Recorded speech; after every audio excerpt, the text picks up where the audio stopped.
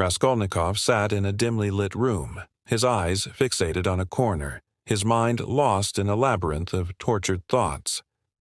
A faint breeze stirred through the cracked window, sending dust particles drifting in the streaks of pale light.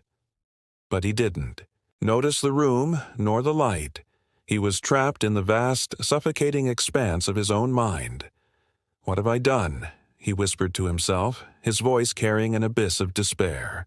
He felt as though he had detached from his own being, and yet the weight of that detachment pressed down on him harder than any physical burden. Echoes of his conscience reverberated in his head, growing louder and sharper with every passing moment.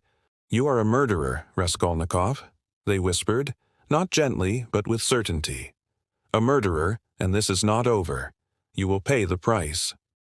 His once revered idea of the Superman theory now felt like a hollow, brittle illusion.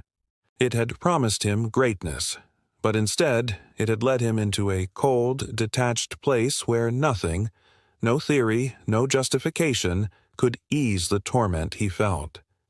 His intellectual musings on the nature of life and death had failed to account for the raw, visceral horror of actually taking another life. I killed a human being," he muttered. The words rang true, but they felt as though they belonged to a different world, a world where he was not the one speaking them.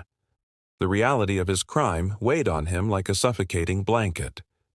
Slowly, he buried his face in his hands, his body trembling with the force of his thoughts. In his chest, a crushing sense of guilt and emptiness grew. "How can I ever make this right?" he thought, as the realization settled in that there was no escape from the consequences. His mind began to conjure the image of Sonia, her pure and innocent eyes. Her gaze, so full of pity and care, only deepened his guilt.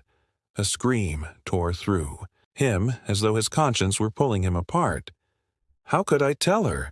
he thought, but even he could not forgive himself, let alone offer forgiveness to anyone else.